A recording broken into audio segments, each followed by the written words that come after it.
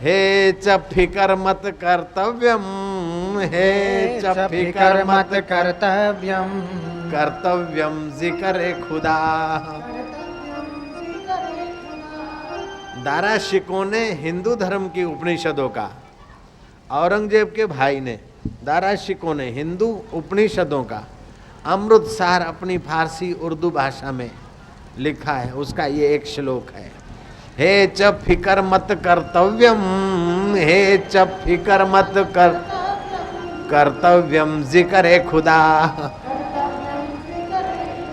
खुदा ताला प्रसादेन, खुदा सर्व कार्यम फतेह भवेत।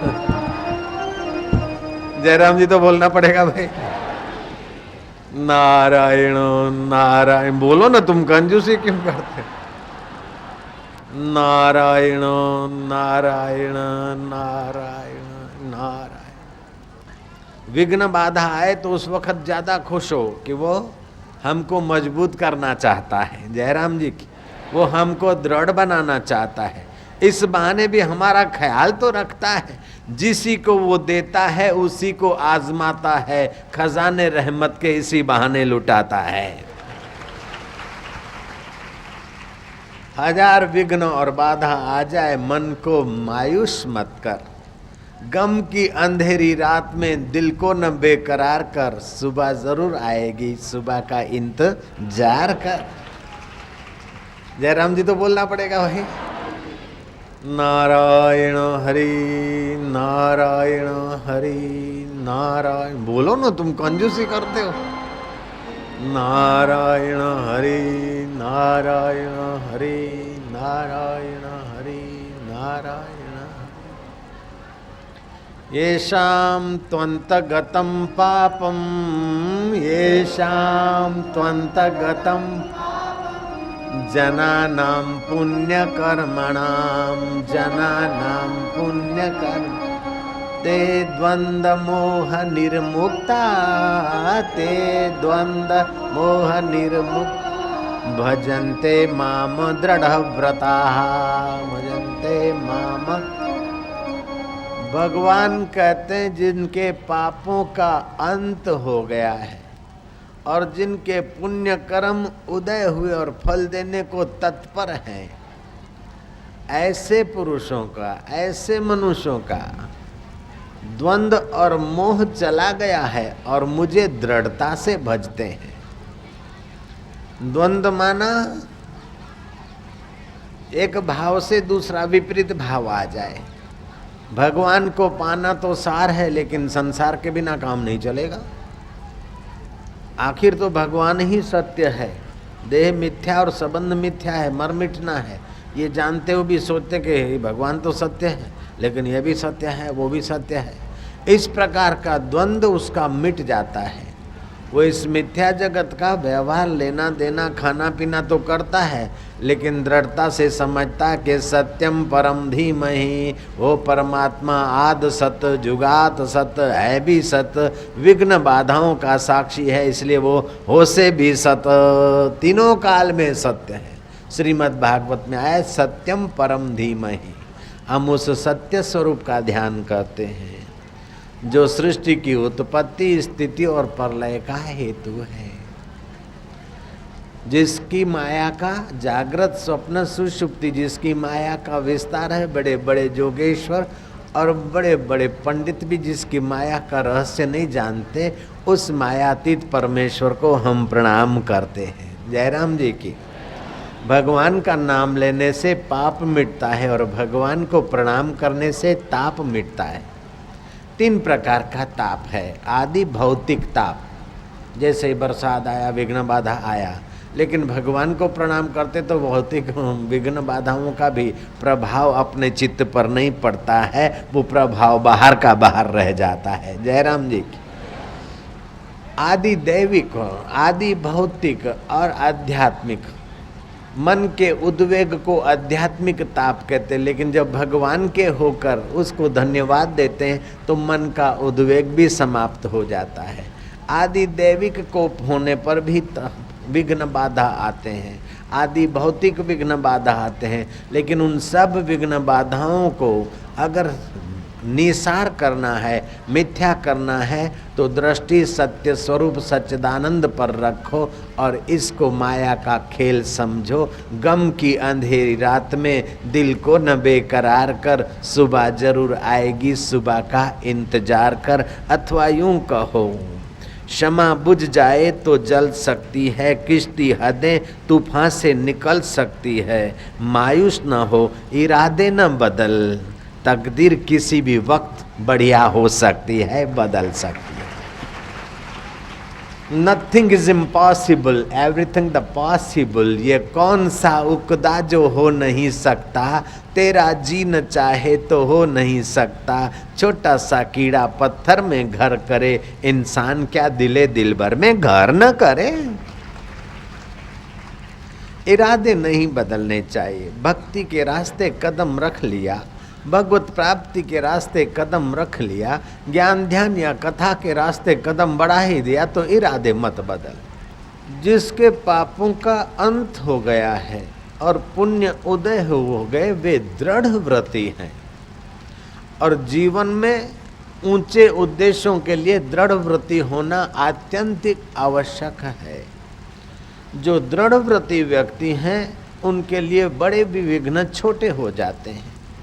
दृढ़ व्रती व्यक्ति हैं, उन पर परमात्मा विशेष रूप में मेहरबान होते हैं, प्रसन्न होते हैं। वटवृक्ष देखा, इतनी आंधी और तूफान सह सके उसकी बुनियाद गहरी चली जाती। जितनी आंधी तूफान वो वृक्ष सहता है, उतनी उसकी जड़ें गहरी होती है। ऐसे ईश्वर के रास्ते जो दृढ़ व्रती होते हैं, मीरा को कितनी आंधी और तूफान आए और मीरा लगी रही, तो अंत में मीरा का विजय हुआ और मीरा का देवर सम्राट होते हुए भी मीरा के चरणों पे गिर के उससे माफी लिया। ये आपने कथा सुनी। ये शाम त्वंत गतम पापम, जिसके पापों का अंत हो गया है। जना नाम पुण्य कर्मणाम, जिनके पुण्य कर्म जोर पकड़ रहे हैं। ते द्वंद मोह विनिर्मुक्ता, वे लोग द्वंद और मोह से विनिर्मुक्त, ठीक ढंग से मुक्त हो गए हैं। भजनते माम दृढ़ व्रता, मेरा दृढ़ता से भजन करते हैं। अर्थात जहाँ जहाँ उनकी नजर जाती है, नाम और रूप को माया का खेल समझकर मुझ चैतन्य की स्मृति करके वो मेरे परायण हो जाते, मुझमय हो जाते। जैसे बेटे को पता है कि मेरा माँ बाप फलाना भाई फलाना माई है, मेरी माँ फलानी है और मेरे पिता फलाने हैं।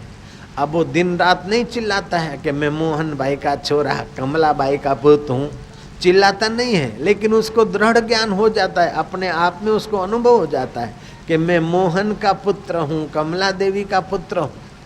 चाहे वो बाजार में है तभी भी बेटा अपने माँ बाप का, और घर में है तभी भी बेटा अपने माँ बाप का, और कथा में है तो बेटा अपने माँ बाप का, युद्ध के मैदान में तो बेटा अपने माँ बाप का, और मंदिर में है तो बेटा अपने माँ बाप का। ऐसे ही जिनको पता चल जाता है कि ये जीवात्मा परमात्मा का सनातन अंश है। जय राम जी की। मैं परमेश्वर का अविभाज्य अंग हूँ, मैं परमेश्वर का सनातन अंश हूँ, ऐसा जिसको ज्ञान हो जाता है सत्संग के द्वारा, इस बात को जो अपने में स्वीकार कर लेता है। शरीर में मन बुद्धि में आई हुई बात तो मृत्यु के प्रभाव से धुंधली हो जाती है, लेकिन अपने में आई हुई बात तो मौत का बाप भी नहीं हटा सकता है। ऐसा दृढ़ उसको ज्ञान हो जाता है। वो इरादे नहीं बदलता है, एक बार वो समझ लेता है। अब जिसको पता है कि मैं हिंदू हूँ और मेरा नाम गोविंद भाई है, उसको मैं और आप मिलकर कहें कि तुम्हारा नाम सुलेमान है तो वो नहीं मानेगा। जयराम जी की। तुम्हारा नाम फलाना है तो नहीं मानेगा। हमारे धाक धमकी और तुम्हारे दबाव से थोड़ी देर के लिए कह भी दे कि मैं सुलेमान हूँ, लेकिन अंदर से समझेगा कि मैं क्या हूँ। जयराम जी की। ऐसा जिसने सत्संग के द्वारा समझ लिया है कि ये मैं देह हाड़ मास का शरीर मैं नहीं हूँ और दुखी सुखी होने वाला मन नहीं हूँ, बदलने वाले निर्णय वाली मति मैं नहीं हूँ। इन सब के बदलाहट को देखने वाला जो है मैं वह सोहम चैतन्य हूँ, परमात्मा का सनातन अंश हूँ। वो महाराज मौत की थपेड़ों पर भी अपना दृढ़ निश्चय का आनंद लेता रहता है। अनहलक कहता हुआ मंसूर शूली स्वीकार कर लेता है, सुकरात जहर की प्यालियां स्वीकार कर लेता है, मीराबाई विघ्न बाधाओं के बीच विष मिले दूध को भी अमृत बना लेती है। जिसका दृढ़ निश्चय है उसके हृदय का परमात्मा अनुपम सत्ता स्फूर्ति और चेतना के दीदार करा देता है। इसलिए अपने जीवन में वैदिक ज्ञान की दृढ़ता का संचार करना चाहिए। हमको घाटा तब पड़ता है जब हमारे ही कमजोर विचार हमारी शक्तियों को कुंठित कर देते हैं, हमारे अनुभव को दबोच देते हैं, तब हमको घाटा पड़ता है। नहीं तो दुनिया की कोई परिस्थिति हमको हानि नहीं पहुंचा सकती है। हाँ, हमारे शरीर को, हमारी बाहर की वस्तुओं को हेर फेर कर सकती है, लेकिन जहाँ हम हैं वहाँ तो महाराज काल की भी दाल नहीं गलती। जयराम जी की भय भी जिस परमात्मा से भयभीत रहता है उस परमात्मा का हम सनातन अंश है। उपनिषदों में अगर कोई वचन, उपनिषदों में से अगर कोई बम धड़ाके की नाई वचन ढूंढना तो वह यह है कि अभयम सत्व संशुद्धि, तुम निर्भय रहो। सिख धर्म के गुरु नानक ने भी कहा, निर्भव जपे सकल भव मिटे, संत कृपाते प्राणी छूटे।